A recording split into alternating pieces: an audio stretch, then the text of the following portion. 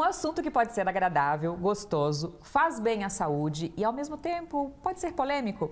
Hoje, nós vamos falar sobre óleos essenciais. Eu recebo a Jéssica Daniela Schroeder, que é médica, pós-graduada em nutrologia e aromaterapia clínica.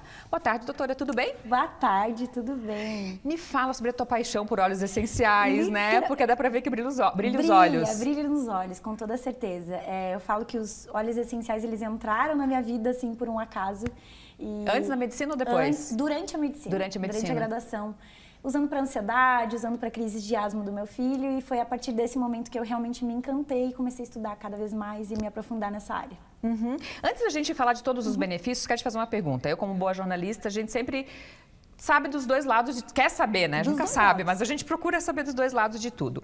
Por que ainda tem polêmica? Alguns meios dizem que óleo essencial não é cientificamente comprovado. E aí, como a gente tem tanta informação no mundo de hoje, a gente não sabe nem no que acreditar, né? Eu entendo super essa pergunta e foi uma das questões que eu também sempre levantei quando exatamente eu começava a aprender a estudar. Por que nunca foi ensinado? Ou por que durante a minha escola, durante a minha formação, nunca ninguém falou, nem citou, ou simplesmente foi passado numa aula bem breve sobre esse tema? A gente vê que hoje, quando a gente fala de artigos científicos, em PubMed, em publicações grandes, né, de revistas de impacto, a gente sabe que tem bastante publicação. O que eu vejo que é o grande engatilhar aqui, a dificuldade ainda que a gente tem com a questão de robustez científica, é que muitas pesquisas são às vezes iniciais ou são por tempo pequeno, e aí a gente prefere andar para a indústria, que é mais lucrativa, tem mais vantagens nesse sentido de lucro, literalmente. Não dá para competir, né? Não dá para competir. Uma planta realmente não vai muitas vezes ser tão lucrativa quanto a farmácia. Mas em questão de evidência, pesquisa, a gente sabe que tem muita publicação. Se jogar no PubMed, vai encontrar mais de 40 mil publicações já sobre esse tema, totalmente bem defendidos e esclarecedores. Você trouxe 3 exemplos aqui, né? Trouxe. Que são os mais usados, é isso? Fala deles pra gente. Eu falo que são os mais comuns. Geralmente quem já teve alguma São os experiência... coringas, a gente pode dizer assim também? Exatamente, são os coringas. Geralmente quem já conhece alguma coisa dos óleos essenciais vai conhecer esses 3. Um dos mais famosos, né, que a gente fala, que é a lavanda, é o óleo essencial que é usado, já foi estudado inclusive para ansiedade. Então esse eu quero inclusive chamar ou dar uma atenção para ele, que quando a gente fala exatamente sobre pesquisas científicas, a gente tem uma publicação falando do uso da lavanda comparado à paroxetina e sertralina, medicamentos para uso de ansiedade. Olha só. Então estudos duplo cego com uma amostragem muito boa e viu-se que a lavanda, na forma interna, ela pode sim auxiliar também na questão de ansiedade, depressão, questões de insônia. Então eu, inclusive, por exemplo, nas consultas clínicas, eu uso de recorrência a lavanda, mas para essa questão emocional. Então, ansiedade, agitação, dificuldades com sono, crianças que têm cólica ao nascer, a gente pode fazer uma massagem, constipação, tem estudos com pacientes oncológicos também que sofrem com constipação, durante o tratamento a gente também pode associar a lavanda. Então ela é literalmente o óleo essencial que é o calmante, aquele relaxante que a gente vai associar. Como que a gente usa? Porque também tem que cuidar, Exato. né? Por ser um óleo essencial, ele é muito concentrado, a gente pode dizer assim, né? Não pode usar muito também, né? Exato, isso é uma coisa que é bem importante eu esclarecer também, assim, até para falar sobre a aromaterapia como respaldo de ciência, né, falando de embasamento. A aromaterapia no Brasil, ela está incluída dentro das práticas integrativas complementares, então elas são previstas inclusive no SUS. Poderia ser oferecido pelo próprio município como uma ação, junto com a auriculoterapia, as outras práticas de reiki, então ele está inserido exatamente nesse segmento.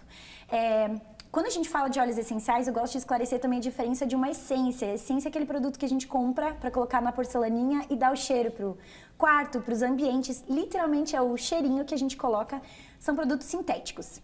Óleo essencial, para ser dito óleo essencial, ele precisa vir 100% da planta, então ele não pode ter nenhum aditivo. Por isso que a gente pode usar ele de 3 formas, de modo geral.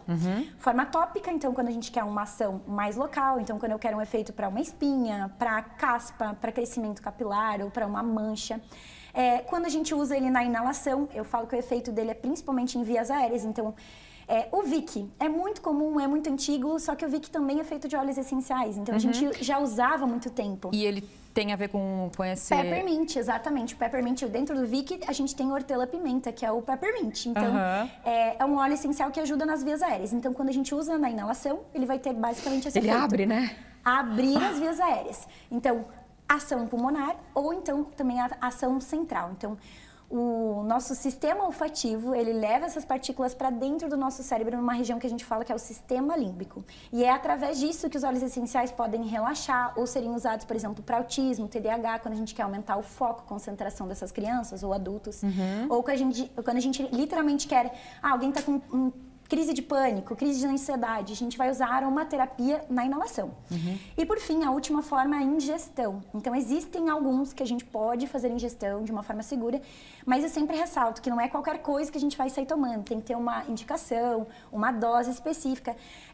Em questão de concentração dos óleos, por exemplo, eles chegam a 50, 70 vezes a concentração de um chá. Então o chá é terapêutico, o óleo essencial vai ser um pouquinho a mais, porque ele tem uma concentração maior. Você trouxe, além desses dois que a gente já citou, o limão. É limão mesmo? Exatamente, o limão. O limão pode ser adicionado com água com gás, ele tem um frescor muito bom.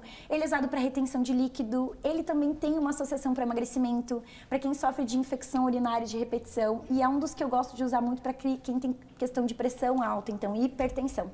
É um óleo que quando a gente junta com capim-limão, que é o lemongrass, a gente pode melhorar estatisticamente, assim, a concentração da pressão arterial em torno de uns 13% nesses pacientes. Olha só. E as pessoas não fazem nem ideia, né? Não a maioria das pessoas, né? Eu ia falar.